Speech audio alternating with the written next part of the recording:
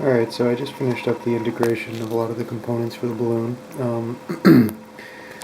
A couple things in front of me here. The AVR is here. This is the Watchdog AVR. So this is what controls the shutters on the cameras. This board here is the analog switch IC board. This is actually controls the shutters themselves based on the signal from the AVR. Here we have a AVR functioning as a dummy GPS receiver, sending out just NEMA sentences periodically. We have this board, is a kind of an interconnect board. There's a bunch of headers on it. Kind of is going to be used to connect a lot of the different boards we have in a kind of modular way, so we can unattach them if we want to. And finally over here we have the IMU board. You'll notice all the hot glue there on the header. We've got a lot of wires coming out of it, and they're very small, so we didn't really want those breaking off. So they've been, a lot of this stuff has been glued.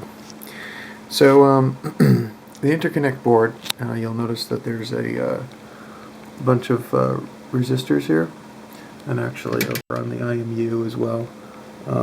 They're under the hot glue, but there's a bunch of pull-up resistors. So these just pull up the signal for the 6 parallel channels for requests. So it's a pole-based system. Any one of those 6 channels can be pulled by any one of the IMUs on that bus, or any one of the AVRs on that bus. And by polling it, you make a request for that information from that particular channel. The channels all, the information comes back all on the serial output of the IMU. So that serial line is attached to all the AVRs on the bus, and they're all in reading the information. They're not writing to the line, so they're only receiving it.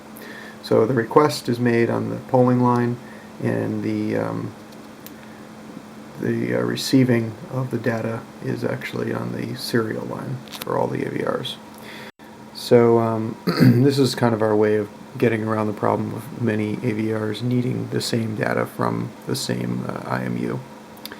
So here's a header, and this has got 6 pins over on the right are the channels again, and there's ground and serial line in there as well. So we can plug this in right now,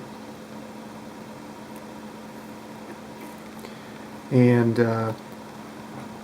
you'll see the IMU light come on, and that indicates that it has not gotten a request, and then it goes off once it receives its first request, and then begins to flash per request it receives. So we can take a look at those requests right now. We're going to be looking at the output of this AVR here. Every time it makes a request, the request comes down the parallel channels to the IMU, and then the response comes back down the serial line to the AVR, and then out to our serial port on the computer. So got it on COM3 here. You'll see the Watchdog AVR turns on, and immediately gives us the system init and system start, and those have milliseconds that they were started at. And then immediately begins taking pictures at its set interval for whatever we've set it for both cameras. So there's 2 cameras right now, the vertical camera and the horizontal camera. So you can see these poll requests being made.